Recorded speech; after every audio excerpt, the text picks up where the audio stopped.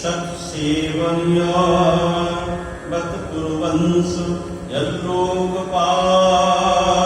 भगवत प्रधान बभूवितिहादित कीर्तिमाणं पदे पदे नूतनायस्य शोभङ्गिणाचुल्लसुखाय दुःखं महदगतानाङ्गिरमायतस्य प्रवर्तये भागवतं पुराणं यदा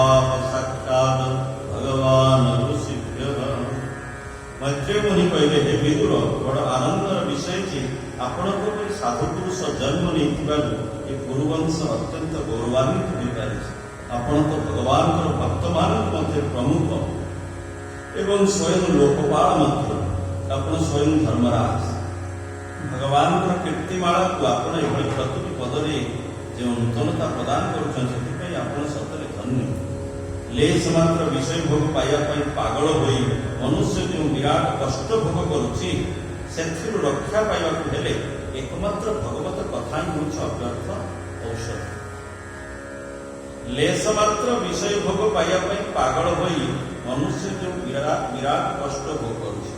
सेथिरु रक्षा पाइबा को हेले एकमात्र भगवत कथा ही होछ अव्यर्थ औषध। स्वयं भगवान श्री शंकरषण देव सनकादि ऋषि मुनि को जो भागवत पुराण शुणाई थे मु आपको से पुराण ही शुणाऊँ सावधान हो शुणु। आसानमूर्व्यां भगवन्तमाद्यं संकर्षणं देवमकुण्ठ सत्त्वं विभीषवस्तत्त्वमतः परस्य कुमारमुख्यामुनयो नो पृच्छन्। मैत्रेय मुनि कहउछन्ति जे मनुष्य बा जीव विषय भोग पाइबा सामान्य मात्र विषय भोग पाइबा पागल होइछि से अनेक कष्ट भोग करछि। अर्थात विषय भोगरे शांति नाही सुख नाही कि जगत रे सुख भी नाही कि शांति नाही अनित्यम असुखम जगत दुःखालय अशाश्वत। भगवत प्राप्ति बिना भगवत अनुभव बिना भगवत स्वरूप को प्राप्त न हवा बिना ये पर्यंत आम भगवान को साक्षात्कार करना भगवान को उपलब्धि आमको होनी से पर्यंत आम अखंड शांति पाइपर ना। कामना आमर गोटे कामना पूर्ण हेले आ गोटे कामना भितर आसी सृष्टि तेणु केबे शांति पाइपर ना। जे पर्यंत भगवत प्राप्ति न होइछि से पर्यंत मनुष्य केबे भी कामना पूर्ण हेनी एवं तार अपूर्णता केवल दूर हम एवं ता भीतर जो अशांति रही से अशांति केवे दूर हम। अखंड शांति केवल भगवत प्राप्ति ही रही। जे पर्यंत भगवत प्राप्ति न होती जन्म मृत्यु चक्र बारंबार यातायात आम करुवा पुनरपि जन्म पुनरपि मरण जन्म है पुणी मृत्युवरण कले पुणी जन्म है पुणी मृत्युवरण कले एवं ता भीतर रोग शोक जरा व्याधि ये सब हमको बारंबार भोग करिया पड़ो। आदि भौतिक आदि दैविक आध्यात्मिक नाना प्रकार कष्ट रोग व्याधि यंत्रणा ये सब भोग करिया पड़ो। जे पर्यंत भगवत प्राप्ति न होइछि एवं ये दुर्लभ मनुष्य जीवन भगवत प्राप्ति पाई ही मिली। साधन धाम मोक्षकर द्वारा पाइन जेहि परलोक समारा सो परत्र दुख पाई सिर धुनि धुनि पछताई काल ही कर्म ही ईश्वर ही मिथ्या दोष लगा। तेणु दुर्लभ मनुष्य जीवन जहाँकि मोक्षर द्वारा भगवत प्राप्ति पाई मिली। एभलिया शरीर पाई भगवत प्राप्ति पाई प्रयत्न करूनी प्रचेषा करूनी साधना करूनी कि उपासना करूनी ताहले से कौन करे अत्यंत दुख पाए एवं शेष अंत समय मुंड बाड़ी बाड़ी से कांदे एवं काल कर्म ईश्वर को दोषारोप करे किंतु तार सद्गति को प्राप्त हुए पुणी से पुनर्बार कष्ट पुणी 84 लाख जीवजोनी भितर से भ्रमण करे। तेणु केवे भी जीव को शांति मिले जे पर्यंत भगवत प्राप्ति न होइछि पूर्ण शांति अखंड आनंद ब्रह्म आनंद परम आनंद ये केवे मनुष्य को कौन जीव को प्राप्त हो पारे ना। से जड़े भगवत प्राप्ति जनकर हो जाए सी अखंड आनंद लाभ करे असीम आनंद जो दुख बोली तार नहीं, जन्म मृत्यु बोली तार किसी नहीं, केवल आनंद ही आनंद, ना रोग अच्छी, ना शोक अच्छी, ना दुख अच्छी, ना जंत्रणा अच्छी, ना जन्म मृत्यु ज्वाला अच्छी, ना त्रिताप ज्वाला भोग करने पड़े, केवल शांति शांति परम आनंद आनंद आनंद अच्छी ना। किंतु ये दुर्लभ मनुष्य शरीर भी से मिली, किंतु जीव कौन करे ना तार कामना विषय भोग ये मन इंद्रिय माने विषय भोग करने प्रेरित करते बारंबार केवल विषय भोग करने एवं से दुर्लभ मनुष्य जीवन को ये विषय भोग ये से निज समस्त समय को सी नष्ट कर एवं मृत्यु आसी जाए जो दुर्लभ शरीर मिलता से कार्य से किसी कर तेणु जहाँ भी आम कार्य करुचे से कार्य ही है भक्ति। यदि आम भगवान को अर्पण करवा एवं आम नाम स्मरण करवा भगवान को आम चिंतन करके जहाँ भी कर्म करवा ताकि भक्ति एवं भगवान नाम जप करवा भगवान को शरणापन्न हवा प्रत्येक कर्म को चरण में अर्पण करदे प्रत्येक जो शास्त्र विहित कर्म भगवान को अर्पण करदे एवं भगवान कथा शुणा भगवान नाम कीर्तन करवा भगवान चिंतन करवा समस्त भितर भगवान को देखा प्रत्येक कर्म को भगवान को अर्पण करवा ये सब करने द्वारा ये समर्पण द्वारा एवं प्रत्येक कर्म को भगवान को अर्पण करने द्वारा भगवान को कथा श्रवण नाम जप ये द्वारा आम भितर कौन हम आम मन इंद्रिय बुद्धि सब पवित्र एवं आम जो चिंतन पवित्र हम विशुद्ध चिंतन आम भितर आसव एवं भगवान के प्रति भक्ति भाव आम भीतर वृद्धि हम भगवत उपलब्धि भगवान को पाइबा भगवत साक्षात्कार भगवत उपलब्धि आम भीतर इच्छा सृष्टि हो रुचि सृष्टि हो सहजरे भगवत कथार मनुष्य रुचि हुए जे पर्यंत हृदय शुद्ध नहीं मन शुद्ध नहीं बुद्धि शुद्ध नहीं भगवान को नाम भगवान का कथा ये रुचि हुए ना तेणु ये सत्संग नाम जप ये सब अत्यंत आवश्यक ताहले रुचि सृष्टि हो भगवान को पाइबा भगवान को उपलब्धि आम भीतर रुचि सृष्टि हो भक्ति भाव आस श्रद्धा आदि मनुष्य जीवन भितर कहीं भगवत प्रति प्रतिष्ठा न कला आउ मनुष्य जीवन मिलना कुकुर बिराड़ी ये सब शरीर प्राप्त हो जदि मनुष्य शरीर पाई भगवत प्राप्ति में किए प्रचेषा कला ताले निश्चय पुणी तक मनुष्य शरीर मिल यदि यही शरीर भगवत साक्षात्कार होगा जदि भी नहला पुनर्बार तक मनुष्य शरीर प्राप्त हो तेणु ये जो दुर्लभ मनुष्य शरीर कह अति दुर्लभ कहीं मनुष्य शरीर ही जड़े भगवत उपलब्धि कर अन्य कौन कुकुर बिराणी अन्य कौन जलचर आम जो अच्छा चारि प्रकार जो आम अंडज स्वेदज उद्भिज ये जो आम रही जरायुज चारि प्रकार जो आम प्राणी रही ये अन्य मनुष्य शरीर छाड़िका कौन शरीर प्राप्ति में आमको भगवत उपलब्धि हो पार कि देव शरीर प्राप्त है देवता शरीर प्राप्त है देवलोक को जब आम प्राप्त हवा से भगवान को भजन कर कि भगवान को आम पाइपर ना भगवान को साधना कर कारण पुण्य भोगर शरीर से हम ये पाप भोगर शरीर केवल मनुष्य शरीर हूँ गोटे मात्र मोक्ष द्वार साधन धाम मोक्ष कर द्वार पाई न दे परलोक सवार तेणु ये दुर्लभ हूँ मनुष्य शरीर सुर दुर्लभ सद ग्रंथ नि गाव तेणु ये शरीर हूँ अति दुर्लभ कारण ये शरीर ही जड़े भगवान को जब भजन कर भगवान से प्राप्त है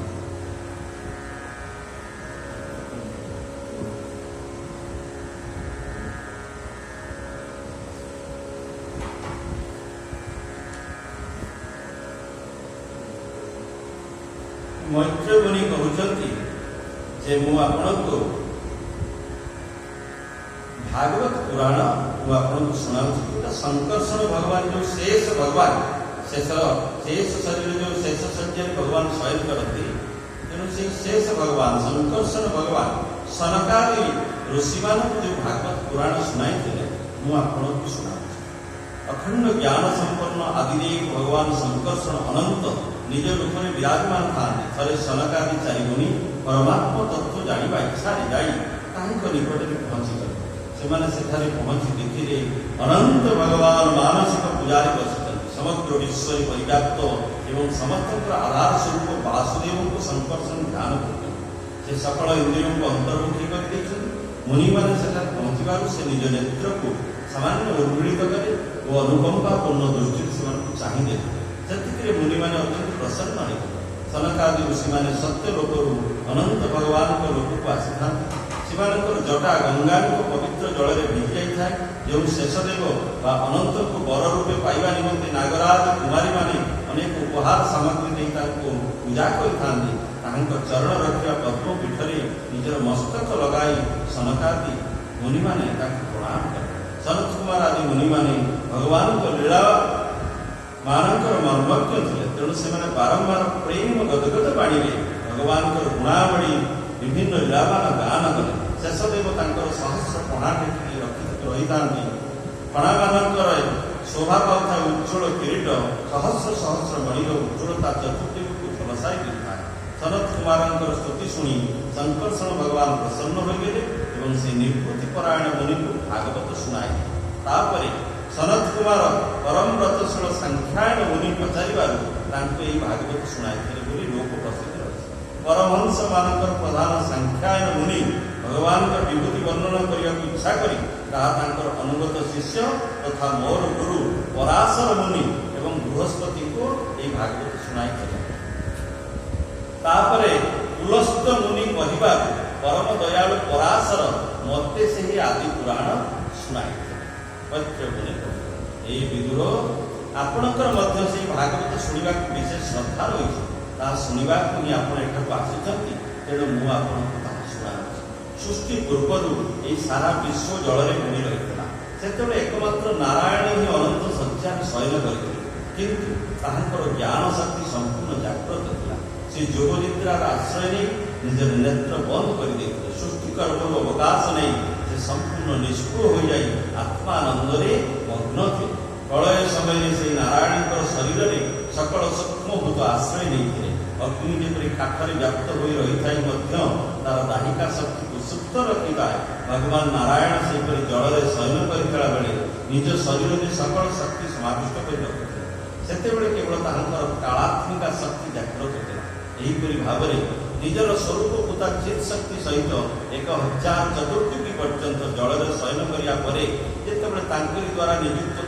काल शक्ति जीव मान कर्म प्रकृति को प्रेरित कला से भगवान निज शरीर में लीन होता असंख्य भुवन मान देखा पाइले भगवान दृष्टि निज भितर रही लिंग शरीर आदि सूक्ष्म तत्व पर बढ़िबार कालर प्रभाव रजगुण द्वारा विकृत होता सूक्ष्म तत्व भगवान नाभिदेश कमल कणिका प्रकटित होगा आरंभ कला जीव मान कर्मावशेष को जागृत कर काल बल उत्पन्न से पद्म कढ़ हठात जल उपर उठीगला से पद्म कढ़ स्वकीय तेजरे से विशाल अपार जलराशि को सूर्यंक कर दीप्यमान करदेला सकल गुण प्रकाश करुवा से सर्वलोकमय पद्म विष्णु भगवान अंतर्यामी रूप प्रवेश करेंगे से प्रवेश करू से सकल वेदर ज्ञाता स्वयं ब्रह्मा प्रकट होते भगवान को नाभि कमल पद्म सृष्टि है से पद्म ब्रह्मा सृष्टि से पद्मर कर्णिकार बसी ब्रह्मा कौन से भुवन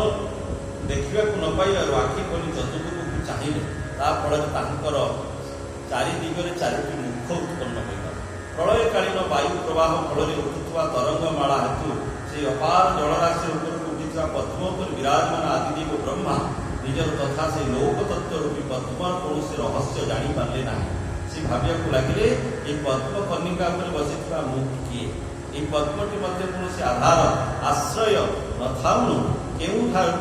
थारू बाहरी जलर उत्पन्न जहाँ को आधार कर पद्मटी ऊपर उठी फुटी पारी से आधार रूप वस्तुटी तो जल भितर निश्चय थी विचार कर से पद्म मृणाल सूक्ष्म रंध्र मध्य से गभीर जलराशि पशिगले मृणाल आधार को खोजी खोजी से नाभि पर्यंत चलीगले तथापि से ताहार आधार भाव करें ना प्रिय विदुर से गभीर अंधकार में बारंबार निजर उत्पत्ति स्थान खोजी खोजी ब्रह्मा बहु काल बीतीगला किंतु କିନ୍ତୁ ସେ କୌଣସି ସନ୍ଧାନ ପାଇଲେ ନାହିଁ। ଏହି କାଳ ହେଉଛି ଭଗବାନଙ୍କର ଚକ୍ର, ଯାହାକି ସବୁ ଦେହଧାରୀକୁ ଭୟଭୀତ କରିବା ସଙ୍ଗେ ସଙ୍ଗେ ଆୟୁ ଅନୁକ୍ଷଣ କ୍ଷୀଣ କରିଥାଏ। ଶେଷରେ ବିଫଳ ମନୋରଥ ହୋଇ ବ୍ରହ୍ମା ଫେରିଆସିଲେ ଓ ନିଜର ଆଧାରଭୂତ ପଦ୍ମ ଉପରେ ବସି ପ୍ରାଣବାୟୁକୁ ଜୟ କରିବା ସହିତ ଚିତ୍ତକୁ ନିସଙ୍କଳ୍ପ କରିଦେଇ ସମାଧିସ୍ଥ ହୋଇଗଲେ। ଏହିପରି ସେ 100 ଦିବ୍ୟ ବର୍ଷ ପର୍ଯ୍ୟନ୍ତ ତପସ୍ୟା କଲେ। ନିଶ୍ଚଳ ସମାଧିରେ ବସି ବସି ତାହାଙ୍କର ଜ୍ଞାନୋଦୟ ହେବାରୁ ତାହାଙ୍କ ହୃଦୟାକାଶରେ ଭଗବାନ ଆବିର୍ଭୂତ ହୋଇଗଲେ। ସେ ପୁରାଣ ପୁରୁଷଙ୍କୁ ତ ସେ ପୂର୍ବରୁ କେବେ ଦେଖିନଥିଲେ। ବର୍ତ୍ତମାନ ତାହାଙ୍କର ଦର୍ଶନ ପାଇଁ ସେ ନିଜକୁ କୃତକୃତ୍ୟ କରି ଅନୁଭବ କଲେ। ସେ ଦେଖିଲେ ଯେ ଭଗବାନ ନାରାୟଣ ଅନନ୍ତ ନାଗଙ୍କ ଶରୀରକୁ ସଜ୍ଜା କରି ତା ଉପରେ ଶୟନ କରିଛନ୍ତି। ଅନନ୍ତଙ୍କ ବିଗ୍ରହ ମୃଣାଳପରି ଧବଳ ଓ ବିଶାଳ, ତା ଉପରେ ଏକାକୀ ଭଗବାନ ପୁରୁଷୋତ୍ତମ ଶୟନ କରିଛନ୍ତି। ଅନନ୍ତଙ୍କର 10,000 ଫଣା ଛତ୍ର ପରି ବିସ୍ତାରିତ ହୋଇ ରହିଛି। ତାହାଙ୍କର ସେହି ମସ୍ତକ ମାନଙ୍କରେ କିରୀଟମାନ ଶୋଭା ପାଉଛି। କିରୀଟ ମାନଙ୍କର ମଣି ସବୁ ଝଲମଲ ହେଉଛି ଓ ସେ ସବୁର କାନ୍ତିରେ ଚତୁର୍ଦିଗର ଅନ୍ଧକାର ଦୂର ହୋଇଯାଉଛି। ଭଗବାନ ଆପଣା ଶ୍ୟାମଳ ଶରୀରର ଆଭାରେ ମରକତମଣି ପର୍ବତର ଶୋଭାକୁ ମଧ୍ୟ ଲଜ୍ଜିତ କରିଦେଇଥାନ୍ତି। ତାହାଙ୍କ କଟିଦେଶର ପୀତାମ୍ବର ପର୍ବତ ପ୍ରାନ୍ତରେ ଆଚ୍ଛାଦିତ ସନ୍ଧ୍ୟାକାଳୀନ ହରିତାହ ଉଜ୍ଜ୍ୱଳ ମେଘମାଳାର ଆଭାକୁ ବି ମଳିନ କରିଦେଇଥାନ୍ତି। ତାହାଙ୍କ ଶିରରେ ସୁଶୋଭିତ ସୁବର୍ଣ୍ଣ ମୁକୁଟ ସୁବର୍ଣ୍ଣମୟ ପର୍ବତ ଶିଖରର ମାନକୁ ମର୍ଦ୍ଦନ କରିଦେଇଥାନ୍ତି। ତାଙ୍କ ଗଳାର ବନମାଳା ପର୍ବତର ରତ୍ନ ଜଳପ୍ରପାତ ଔଷଧି ଓ ପୁଷ୍ପମାନଙ୍କର ଶୋଭାକୁ ପରାସ୍ତ କରିଦେଇଥାଏ ଏବଂ ଭୁଜଦଣ୍ଡ ବେଣୁଦଣ୍ଡ ପୃଷ୍ଠ ବାଉଁଶକୁ ଓ ଚରଣ ବିଶାଳ ବୃକ୍ଷକୁ ତିରସ୍କାର କରିଥାଏ। ତାହାଙ୍କ ଶରୀର ଏତେ ବିସ୍ତୃତ ଥିଲା ଯେ ତହିଁରେ ସେ ସମଗ୍ର ତ୍ରିଭୁବନକୁ ସମାହିତ କରି ରଖିଥିଲେ। ଭଗବାନ ସେ ନିଜର ଶୋଭାରେ ବିଚିତ୍ର ଓ ଦିବ୍ୟ ବସ୍ତ୍ରାଭୂଷଣ ମାନଙ୍କର ଶୋଭାକୁ ସୁଶୋଭିତ କରିଦେଉଥିଲେ ମଧ୍ୟ ପୀତାମ୍ବର ଆଦି ବେଶଭୂଷାରେ ସୁସଜ୍ଜିତ ହୋଇଥିଲେ। ନିଜ ନିଜର ଅଭିଳାଷ ପୂରଣ ନିମନ୍ତେ ଭିନ୍ନ ଭିନ୍ନ ମାର୍ଗରେ ପୂଜା କରୁଥିବା ଭକ୍ତଜନଙ୍କୁ କୃପା କରି ଭଗବାନ ଯେଉଁ ଭକ୍ତ ବାଞ୍ଛା କଳ୍ପତରୁ ଚରଣ କମଳର ଦର୍ଶନ ପ୍ରଦାନ କରାଇଥାନ୍ତି, ସେହି ଚରଣର ନଖଚନ୍ଦ୍ରଟି ଛଟାରେ ସ୍ପଷ୍ଟ ରୂପେ ଅଙ୍ଗୁଳି ରୂପୀ ପାଖୁଡ଼ା ଗୁଡ଼ିକ ଚମକୁଥାଏ। ସୁନ୍ଦର ନାସିକା, ଅନୁଗ୍ରହ ବର୍ଷେ ଭୂଲତା, ପଦ୍ମରେ ଦୋଳାୟିତ ହେଉଥିବା କୁଣ୍ଡଳର ଝଲମଲ ଶୋଭା, ବିମ୍ବ ଫଳ ସମାନ ଲାଲ ଲାଲ ଅଧରର ସୁନ୍ଦର କାନ୍ତି ଏବଂ ଲୋକାର୍ତ୍ତିହାରୀ ମୃଦୁ ହାସରେ ଯୁକ୍ତ ମୁଖାରବିନ୍ଦ ଦ୍ୱାରା ପ୍ରଭୁ ନିଜର ଉପାସକମାନଙ୍କୁ ସମ୍ମାନ ବା ଅଭିନନ୍ଦନ ଜଣାଉଥାନ୍ତି। ଏହି ବର୍ଷ ଭଗବାନଙ୍କର ନିତମ୍ବ ଦେଶରେ କଦମ୍ବ କୁସୁମର କେଶର ପରି ପୀତ ପଟବସ୍ତ୍ର ଓ ସୁବର୍ଣ୍ଣମୟୀ ମେଖଳା ଶୋଭା ପାଉଥାଏ। ତାହାଙ୍କ ବକ୍ଷସ୍ଥଳରେ ଅମୂଲ୍ୟ ହାର ଓ ସୁବର୍ଣ୍ଣ ରେଖା ରୂପରେ ଶ୍ରୀବତ୍ସ ଚିହ୍ନ ଶୋଭା ପାଉଥାଏ। ଚତୁର୍ଦ୍ଦଶ ଭୁବନର ଏକମାତ୍ର ଆଧାର ଭଗବାନ ଏକ ଅବ୍ୟକ୍ତ ମୂଳ ବୃକ୍ଷ ପରି ଦିଶୁଥାଏ, ଯାହାର ଆଦିଅନ୍ତ ଜଣା ନାହିଁ। ତାହାଙ୍କର ସହସ୍ର ଭୁଜ ହେଉଛି ସେ ବୃକ୍ଷର ଶାଖା ସମୂହ। ସେଗୁଡ଼ିକ ମଣିମୁକ୍ତା ଜଟିତ କେଉରାରେ ସ୍ୱର୍ଣ୍ଣାଭରଣ ଦ୍ୱାରା ଭୂଷିତ ହୋଇଥାଏ। ଚନ୍ଦନ ଆଦି ବୃକ୍ଷର ଶାଖାରେ ବଡ଼ ବଡ଼ ସର୍ପ ଗୁଡ଼େଇ ହୋଇ ରହିଥିବା ପରି ଅନନ୍ତ ନାଗଙ୍କର ସହସ୍ର ଫଣା ଦ୍ୱାରା ଭଗବାନଙ୍କର ସ୍କନ୍ଦ ଦେଶ ପରିବେଷ୍ଟିତ ହୋଇଥାଏ। ନାଗରାଜ ଅନନ୍ତ ବା ଶେଷ ଦେବଙ୍କ ବନ୍ଧୁ ଭଗବାନ ଶ୍ରୀ ନାରାୟଣ ଅନନ୍ତ ଜଳରାଶି ଦ୍ୱାରା ପରିବେଷ୍ଟିତ ଏକ ପର୍ବତ ରାଜ ପରି ଦେଖାଯାଉଥାନ୍ତି। ପର୍ବତ ଉପରେ ଯେପରି ଅନେକ ସ୍ଥାବର ଜଙ୍ଗମ ଜୀବ ବାସ କରନ୍ତି, ଭଗବାନ ସେହିପରି ସମସ୍ତ ଚରାଚର ଜୀବମାନଙ୍କର ଏକମାତ୍ର ଆଶ୍ରୟ ହୋଇଥାନ୍ତି। ତାଙ୍କର ମସ୍ତକ ଉପରେ ଆଚ୍ଛାଦିତ ଶେଷ ଦେବଙ୍କ ଫଣାରେ ଥିବା ମୁକୁଟମାନ ସେ ପର୍ବତର ସୁବର୍ଣ୍ଣମୟ ଶୃଙ୍ଗ ପରି ଶୋଭାୟମାନ ହେଉଥାଏ। ଭଗବାନଙ୍କ ବକ୍ଷସ୍ଥଳୀରେ ଶୋଭା ପାଉଥିବା କୌସ୍ତୁଭ ମଣି ସେ ନୀଳ ପର୍ବତ ଗର୍ଭରୁ ବାହାରିଥିବା ରତ୍ନ ପରି ପ୍ରତୀତ ହେଉଥାଏ। ପ୍ରଭୁଙ୍କ ଗଳାରେ ବେଦ ରୂପୀ ଭ୍ରମର ସମୂହ ଦ୍ୱାରା ଗୁଞ୍ଜାୟମାନ ତାଙ୍କର କୀର୍ତ୍ତିମୟୀ ବନମାଳା ଶୋଭାୟମାନ ହେଉଥାଏ। ସୂର୍ଯ୍ୟ ଚନ୍ଦ୍ର ବାୟୁ ଅଗ୍ନି ଆଦି ଦେବତାମାନଙ୍କର ଯେ ଅଗମ୍ୟ ସେହି ହରିଙ୍କ ଚତୁଃପାର୍ଶ୍ୱରେ ତ୍ରିଭୁବନରେ ସହଜରେ ଭ୍ରମଣ କରିପାରୁଥିବା ସୁଦର୍ଶନ ଆଦି ଅସ୍ତ୍ରମାନେ ଭ୍ରମଣ କରୁଥାନ୍ତି। ସେଥିପାଇଁ ସେ ଥିଲେ ଶତ୍ରୁମାନଙ୍କ ପକ୍ଷରେ ଅତ୍ୟନ୍ତ ଦୁର୍ଦ୍ଧର୍ଷ। ସେତେବେଳେ ବିଶ୍ୱ ସୃଷ୍ଟି କରିବାକୁ ଇଚ୍ଛା କରୁଥିବା ବ୍ରହ୍ମା ଭଗବାନଙ୍କର ନାଭି ସରୋବରରୁ ଉତ୍ପନ୍ନ ହୋଇଥିବା ସେ ପଦ୍ମକୁ ନିଜକୁ ତଥା ଜଳ ବାୟୁ ଆକାଶକୁ ଛାଡ଼ି ଆଉ କିଛି ଦେଖିପାରୁନଥିଲେ। ରଜଗୁଣରେ ବ୍ୟାପ୍ତ ବ୍ରହ୍ମା ପ୍ରଜା ସୃଷ୍ଟି କରିବାକୁ ଚାହୁଁଥିଲେ ଏବଂ ସେ ସୃଷ୍ଟି ରଚନା ନିମନ୍ତେ ଉତ୍ସୁକ ହୋଇ ରହିଥିଲେ। କିନ୍ତୁ ସେ ସୃଷ୍ଟିର କାରଣ ରୂପେ କେବଳ ସେ 5ଟି ପଦାର୍ଥ ଦେଖିବାକୁ ପାଇଲେ। ତେଣୁ ଯାହାଙ୍କର ମାର୍ଗ ଅବ୍ୟକ୍ତ, ସେ ପରମ ବ୍ରହ୍ମ ପରମାତ୍ମାଙ୍କ ଠାରେ ମନ ଲଗାଇ ଦେଇ ସେ भगवान को स्तुति करने लगे। इति श्रीमद्भागवत महापुराणे पारमहंस संहितायां तृतीय स्कंध अष्टम अध्याय अथ नवम अध्याय ब्रह्मांड द्वारा भगवत स्तुति। ब्रह्मवाद ज्ञातोषि मे अद्य शुचिरान्ननु देहभाजां न ज्ञायते भगवतो गतिरित्यवत्यम्। ब्रह्मा स्तुति कले हे प्रभु बहु समय पर आपको जानी पारि आए यह केते दुर्भाग्य विषय जे देहधारी जीव आपन को आदौ जानी पारे ना। देहधारी जीव माने आपन को जमा जानी पारंती ना। हे भगवान आपन को व्यतीत अन्य कोनोसी वस्तु नाही। यदि बा कोनोसी वस्तु देखा जाए ता स्वरूप तो सत्य नहीं। आपन को व्यतीत कोनोसी वस्तु नाही जहाँ भी देखा जाए ता वास्तविक सत्य नहीं। नान्यतोऽस्ति भगवन्नपि तन्न शुद्धं माया गुण व्यतिकरात् जदुर्विभासि रूपं यदि तद् बबोधरसुदयेन तस्वन्निवृत्ततमसः सदनुग्रहाय आदौ गृहीतमवतार सतैकबीजं यन्नाभिपद्म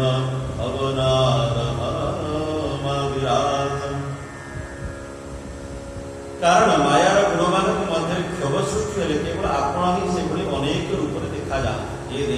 आपणकर वास्तविक स्वरूप होची ज्ञानमय आनंद प्रदायक। अज्ञान आपणठार दूर रहे। आपणकर ये जो रूपर नाभि कमल प्रकट है यह हूँ सहस्र सहस्र अवतार एकमात्र बीज मूल कारण। सत्पुरुष मान कृपा करने निमंते ही आपण ये रूप अभिव्यक्त कर परमात्मा आपणकर ये स्वरूप होची आनंदमय भेद रहित अखंड तुल्योमय। यह छड़ा मु आपणकर अन्य रूप देखुना।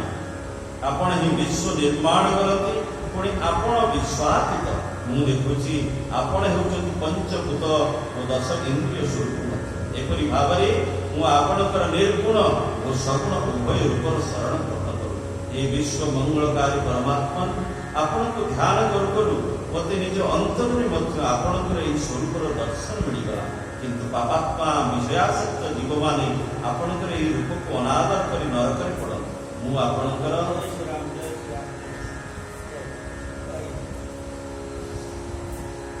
आपणकर ये रूप को बारंबार प्रणाम करू। हे स्वामी वेद रूपी वायु वहन करी आनिथिबा आपणकर चरण कमल कोशर सुगंध को जो लोके निज कर्ण कोर द्वारा सेवन करती से वास्तव में पराभक्ति रूपी डोरी रे आपणकर चरण को सेमानक हृदय रे बांधि रखती। तेणु आपण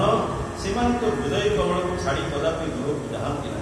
जीव जे पर्यंत आपणक अभयप्रद चरणारविंदर आश्रय नहीं न थाए ताकू से पर्यंत धन जन घर द्वार बंधु बांधव भय शोक लालसा दीनता और अतिशय लोभ आदि जंत्रणा मिलता एवं से पर्यंत ताहार मु और मोर रूपी दुराग्रह रही था जहाँ की दुखर एकमात्र कारण। तावद भयं द्रविण गेह श्रुह निमितं शोकः स्पृहा परिभव विपुलस्तोभः तावन्नृत्य सद्वग्रह आर्तिमूलं जावन्न तेन्द्री माद भयं प्रवृणीत लोकः। जीव जे पर्यंत भगवान चरणारविंदर शरण ग्रहण न करे आश्रय नहीं से पर्यंत कौन हुए ना ताकू धन जन घर द्वार बंधु बांधव भय शोक लालसा दीनता और अतिशय लोभ आदि जंत्रणा देउथांती एवं से मु और मोर रूपी दुराग्रह द्वारा से छटपट होता है जहाँ के दुखर एकमात्र कारण। ईश्वर होगी एकमात्र दुखर कारण। बिना भगवान को शरणागति बिना भगवान को आश्रित बिना आश्रय ग्रहण करिया बिना जीव की शांति पाई पारे ना। जहाँ भी कले जेते विषय भोग कले भी जेते अर्थ मान यश जहाँ किसी भी जागतिक पदार्थ प्राप्त ताकू हेले मध्य से केबे शांति पाई पारे ना।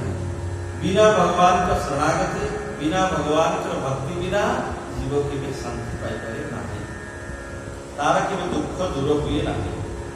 आपणक चरण रे भक्ति होई गले सकल प्रकार अमंगल नष्ट होइला। जीव जीवन अमंगल केवे नष्ट होइबे यदि भगवान के चरण में भक्ति हो गला ताले अमंगल नष्ट हो कारण भगवान होती परम मंगलमय तेणु मंगलमय भगवान आश्रय ग्रहण करिया मात्रे की समस्त अमंगल नष्ट हो आपण चरण में भक्ति हो गले सकल प्रकार अमंगल नष्ट हो जाए किंतु हाय जो माने से भक्ति ठारू दूरी रहती वो आपणकर मंगलमय गुण मान को प्रकाशित करुवा श्रवण कीर्तन आदि भक्ति जहाँ को भल लगे ना से कहते दैवेन ते हतधियो भवतः प्रसंगा सर्वाच भूप समनाद विमुखेन्द्रियाज कुर्वन्ति काम सुखलेश लवाय हीना लोभाभिभूतवनसु कुशलानि शश्वत ख्योत्रुट त्रिधातुभिनिमा मुहुराट्यमाना शीतोष्णवातवसैरित रेतराज कामाग्निनाच्युतरुषाच शूतुर्भरेण सम्पश्यतो मनोरुक्रम शिरतमे ब्रह्मादि कहते आपण चरण में भक्ति हो गले सकल प्रकार अमंगल नष्ट हो जाए किंतु हाय जो माने से भक्ति ठारू दूरी रहते वो आपणकर मंगलमय गुण मान को प्रकाश करुवा जो श्रवण कीर्तन आदि जो भक्ति नवविधा भक्ति श्रवण कीर्तन विष्णु स्मरण पाद सेवन अर्च बंदन दास्यम सख्यम आत्मनिवेदन जो 9 प्रकार भक्ति भगवान को नवदा भक्ति जो ब्रह्मा जी कहते आपणकर मंगलमय गुण को प्रकाशित करुवा जो श्रवण कीर्तन आदि भक्ति जहाँ भल लगे भगवान भक्ति जहाँ भल लगे नहीं से ही विचार बुद्धि को तो जानते दैव ही हरण करने ब्रह्मा जी कहते छोटा विचरा माने दुर्भाग्य विचरा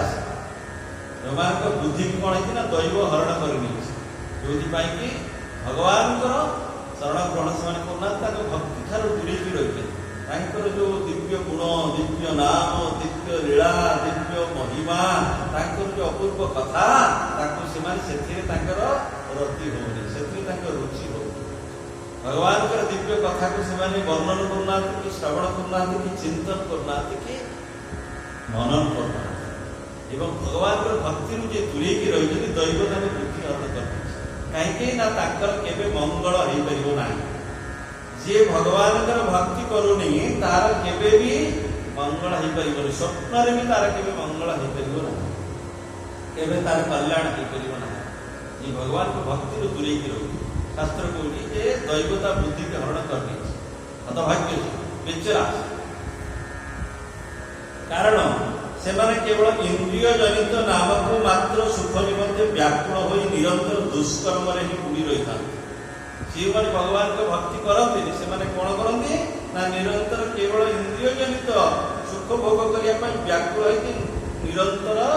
कुकर्म ही रत रखती सत्कर्म से आचरण करती ना कहीं जदि जहाँ भितर भगवान को भक्ति न रही सत्कर्म कर कहीं मन बुद्धि असत्कर्म ही लगे मनटा जी शुद्ध न हो विशुद्ध न हो शुद्ध चिंतन ही हम शुद्ध चिंतन जो शुद्ध कर्म हेनी करना शुद्ध विचार ता भीतर आसो बुद्धि अशुद्ध रुद्धि जी अशुद्ध विचार ही अशुद्ध विचार जी अशुद्ध होगा कर्म ही अशुद्ध व्यवहार ही अशुद्ध चिंतन ही अशुद्ध हो सब प्रकार अमंगल ही आसी जीवन ही वृथा दुर्लभ मनीषी जीवन कारण भगवान को मनुष्य देह दिव्य ज्ञान देखी संतोष भगवान जो मनुष्य शरीर एते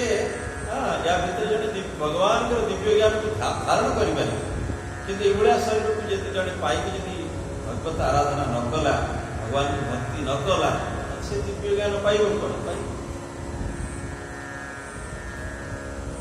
ସେପରି ଲୋକେ ସେହି ଲୋକମାନେ ଯେଉଁମାନେ ଭଗବାନଙ୍କର ଭକ୍ତି କରନ୍ତି, ଭଗବାନଙ୍କ କଥା ଶୁଣନ୍ତି ନାହିଁ,